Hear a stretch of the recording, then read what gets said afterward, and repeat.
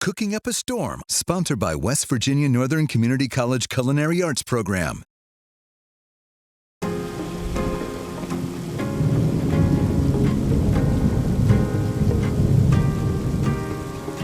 We're cooking up a storm. I'm Jeff Oechslein, and Emma Keegan is here, our newest meteorologist at WTOV. Now we're really cooking up a storm. We have two meteorologists in the kitchen. Woo! There's gonna be lightning and thunder all over the place. So this is going to be a little. This is your recipe. Tell everyone what we're gonna make. We are making a nice little homely recipe. It's my mom's recipe for chicken stroganoff, a really nice comfort meal that I love having when I come home. See, I love beef stroganoff. I've never had chicken stroganoff, so I'm interested in that, how that's going to taste. And so we're going to start, I guess, and plus this is going to be a way that everyone gets to meet you. You get to share all your secrets with everyone right now.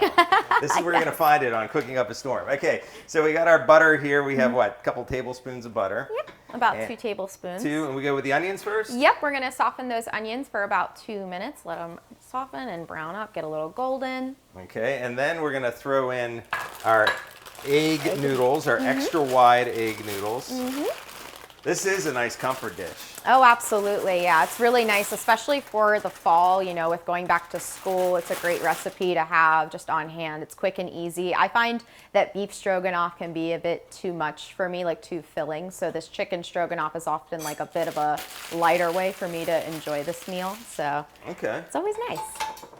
And let me get something to stir this stuff with. I just realized we didn't have anything to stir it with. So now tell everyone where you're from. I sort of know all this, but. Well, I'm originally from southern New Jersey, just outside of Philly. In 2020, I moved to the west coast of Florida, just outside of Sarasota, in a tiny town called Siesta Key. And then I just moved up here about a couple months ago. And why'd you get into weather? I know that answer too. But. So when I was around 8 years old, we first got our family computer, and I'd heard so much about Hurricane Katrina in passing from friends and family, and even just on TV, like a couple of commercials passing by about hurricane relief efforts, and I was just always so curious about it, and I ended up falling down a rabbit hole just by going on our family computer and searching up Hurricane Katrina, and I ended up just falling in love with the weather. So I know you still love it. That's my wife got me that for National Weather Person's Day, which is February 5th, by the way. I love it. So it's a big celebration on February 5th, but so she got me that. So I was like, oh, Emma's going to like that because she loves hurricanes. Yes, I love hurricanes, though they are destructive and cause a lot of damage. You don't like that part of it. Yeah, I don't like that part of it. Their formation is so fascinating, the way that the spiral is just formed. It's just beautiful. It's like what's that thing, Sweet Dream, Beautiful Nightmare? Yeah. This line of the song, that's how I feel about hurricanes. They're like little beautiful nightmares. What would would like a dream of yours be to fly into a hurricane? I don't know if I would want to fly into a hurricane. I did hear that story recently of the Spirit Airlines plane that went through Hurricane Erin, which was really? Yeah, I did. They just went outside of the outer eyewall bands, which was really fascinating, and they didn't crash, thank goodness. But I don't think I would ever want to be caught in a hurricane. I think those hurricane hunters do a phenomenal job, and God bless them, because I could never do what they do. Yeah. That's very terrifying stuff. And, you hear about people doing storm chasing with tornadoes and stuff. Those are the brave people. I'm kind of just behind the scenes looking at them like, yes, like the surveillance team, if you will. I would imagine it'd be a bumpy ride going into a hurricane. Oh, yeah. Now, you want to throw the yeah, of course, the shrooms in there? Yeah, we got our nice baby portobellas. These are like baby bellas, yep, portobellas? Baby portobellas. You just add those in with, I'll take this one right there. We clean them off and slice them a little bit. Mm-hmm. When I like to clean mushrooms, I just take a wet paper towel and I just on the outside. We'll wipe it off. So we'll let those brown with the onions for another 2 minutes in that butter.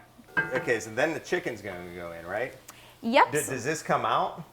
This comes out, out of the saucepan? Yeah. Nope. No, it stays right in? Yep, stays right in. Okay, good. Now, do we have to add anything to chicken? Do we add the flour to the chicken now, or do we add it when we plop it in there? We'll add everything in there. So we have the flour, you have your paprika. We'll be adding our chicken, and we'll also be adding more butter. What about the Worcestershire? The Worcestershire and the chicken broth will be coming in after the chicken starts to brown. Okay. Yeah. So what is your favorite type of food? If you had one, That's hard. I'd One say, thing. What's your favorite? I mean, I know this is your recipe, but do you have something that's like? I would say any sort of Asian food I've been Okay. really into. I love General Tso's chicken, obviously orange chicken, sweet and sour chicken. Any sushi is really good. I've been really into those. Any like lo mein dishes I really like. Just anything Asian food is normally my go-to. Okay, that's good to know. I started getting in. I've always been intimidated by sushi because I didn't know like how to order it, what I'm ordering, and all that kind of stuff. But Bill Phillips, he told me what to do, and then, so now I try it. It's good. It's good. I like my simple Cali roll. What's in the Cali roll? Just a little bit of cucumber, a little bit of imitation crab meat, a little bit of avocado, and just wrapped up in some rice and seaweed. Sometimes they put a little bit of fish roe on top. Other times they'll put sesame seeds. I like when they put the sesame seeds. I think it tastes a lot like toastier. Okay, so those have been going for a couple minutes. So we're gonna add our chicken now? Yep, we're gonna add our chicken, about a half teaspoon, of paprika, and I believe we have about a quarter cup of flour. Yeah. And we're also I chop that up. I try to get rid of all the weird stuff. You could use that in there. so we're also so we're gonna throw our chicken in Those here. are chicken Ooh. thighs, by the way. Yes. Boneless and Skinless. You know, a lot of people go for the chicken breast, but I like thighs. They have a good. Yeah, they're good able to taste hold a them. lot of flavor in there. Yeah. I agree. So a little bit of flour. We're also going to be adding some more butter. We're going to be adding, I believe, about that last tablespoon of butter in here. So I'll get that ready. Now, do you like to cook? I do. I often don't find the time to cook nowadays, but I've been finding just little chicken marinade recipes to keep me on my Plop toes. this guy in? Yep, just plop that guy right in. And then these guys, I think, are going to be done in a couple minutes here. So I think this would be a good stop right here. And then we'll be back in, what, 10 minutes or so? Don't forget the paprika. Oh, we forgot the paprika. Can't forget the paprika. About a half a teaspoon in there. You like smoked paprika? I love smoked paprika. I like smoked paprika. It depends on what dish I'm cooking. If I'm cooking more of like a Latin, like a Hispanic or like a Mexican infused dish, I like to use normally like regular paprika. I feel like the smokiness kind of takes away from Maybe a little the overpowering. flavor. Yeah. But the rest of this looks really good. Now that's gonna what? Probably at least 10 minutes. Yeah, maybe? about 5-10 minutes, just letting that chicken brown and everything combine all together. We don't want to kill anyone, right? No, of course not. So we'll let that brown, and I'm gonna drain the noodles and we'll add some butter and stuff to it, and we'll be right back to show how it looks. Right? Yeah, of course.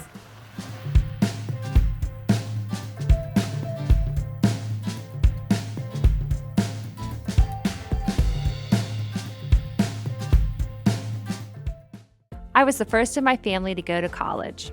I was looking to switch careers. I wanted the highest quality, but most affordable option for a degree. No matter where you are in life, West Virginia Northern Community College can make your dream of a college degree a reality. With over half of our students being first-generation college students and free tuition for many programs, Northern is the right choice for you. I can go to college. West Virginia Northern Community College. You belong here. All right, guys, so we did add a bit of chicken broth and Worcestershire sauce once that chicken is nice and browned. And after about 5 minutes of letting it sit and thicken in that sauce, we're gonna add our almost final ingredient, sour cream, about a half cup of that. Now, what's your least favorite thing to eat? What's the thing you can't stand? Cheese. Really? Cheese, I can't do cheese, yep.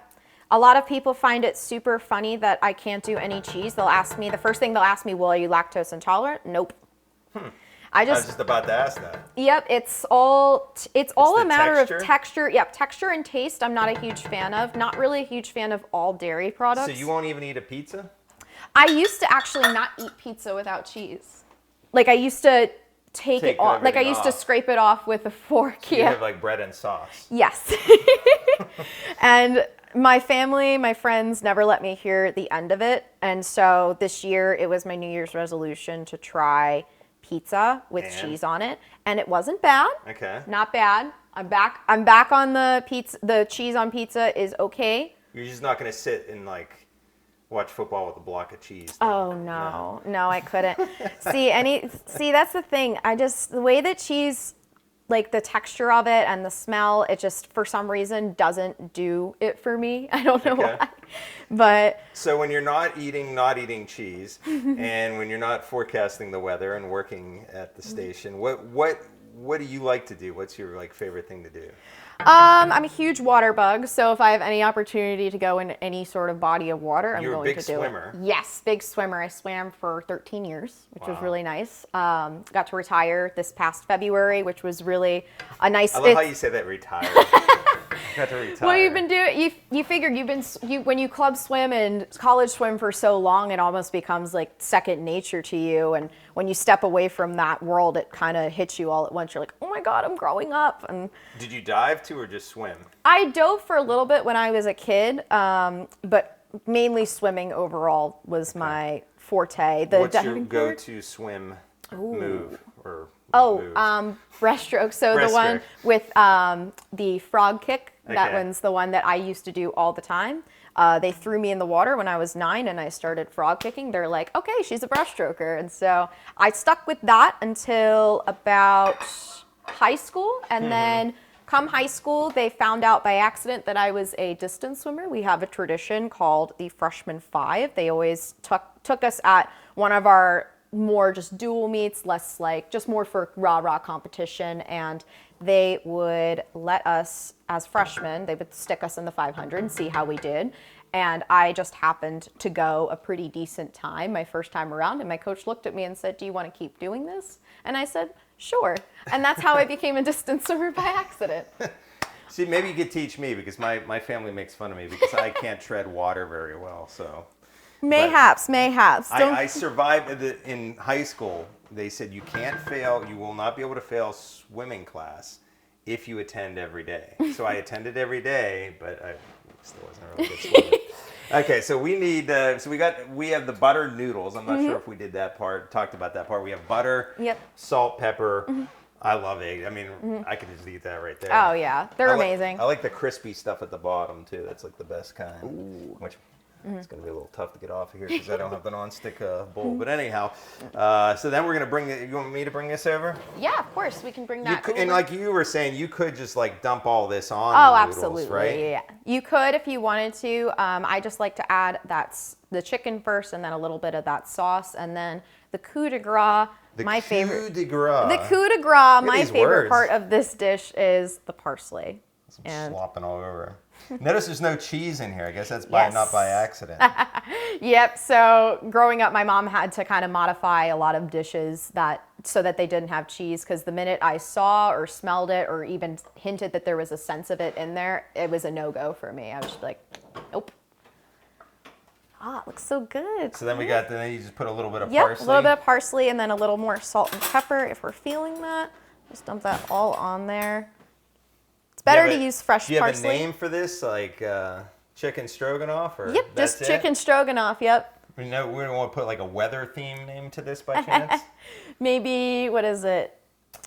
Cyclone chicken stroganoff. Cyclone chicken stroganoff.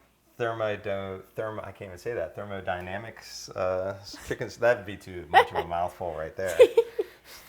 Yes, lots of parsley. I love. And that's what a lot of people probably don't realize. Meteorologists have to take a lot of physics and calculus classes. Sometimes they think we just stand behind the camera and like read off of a prompter, like here's weather. But no, a lot of science goes into it. We don't even read off the prompter. Yeah, no, we don't even. We have to come up with it on the fly. Yep, we ad lib, come up with it on the fly, and. You know, it's great because we have all that knowledge in our bank, but we also have to kind of use our brains a little bit to put the words together. And I think that's been the most interesting thing about this job for me, is having to put all the words together, because I have the tools, and then it's about making sure I have bup in terms of speaking. I always say, like, you know, you could have the perfect forecast and it's like 100% right, but if you can't communicate it properly, then no one's going to understand it. So it's like we make graphics. We have to be like graphic artists. We have to be forecasters and scientists, and then we have to be communicators. So there's like we're doing multitasking. We're doing 3 jobs in one every time we give a weather forecast. It's like a huge umbrella, no pun intended. Yeah. That's what we should have had, some Arnie Palmers with some umbrellas with this. Yes, that'd be great. So let's give this a taste. Let's give it a little taste right here. Here, let me rinse my hands off. I have a lot of parsley on them. I'm trying to think of a weather cheers. Then again, we don't have drinks, so. What is it? I guess we don't need a cheers. Storms. Ooh, this is nice. It's just like your mom would make it? Mm-hmm. Your dad does a lot of the cooking too, right? Absolutely, now, yeah. Is this your mom's dish or your dad's dish? This would be my mom's dish. No, this is really good because I'm used to beef stroganoff, and I see what you mean, because like a beef stroganoff can be very, very heavy comfort kind of meal. Well, this is still comfort. It's not quite as heavy as like a beef. Exactly. It doesn't have that, like, this isn't gonna like sit in my stomach all day, you know? And great flavor. And especially with fall coming up, it's nice and warm. It's easy to make, especially if you're just at home, you need something simple. It's also a great way too to introduce kids to mushrooms. I know this was a great way for my mom to introduce me to mushrooms, because my brother and I were not huge on those until And you're not eating it on your pizza, we know that. Yeah, exactly. So having this dish, you know, it's nutritious, it's great, it's filling to a degree, but not overfilling to the point, you know, where you feel like your stomach's hurt. It's just like a nice, simple comfort food. Fantastic. You hit this one out of the park, Emma. Thank you. Forecast is bright with stroganoff. Absolutely. Okay, thank you for stopping by the kitchen and joining us on Cooking Up a Storm. You'll see Emma on News 9. You may see her in the mornings, you may see her in the evenings. Just like News 9, she's everywhere. I'm here, there, everywhere. And when she's running too, she likes to run. Oh, yes. So you see a blur go past you, that's probably Emma. me. Yeah. Until next time, we're Cooking Up a Storm.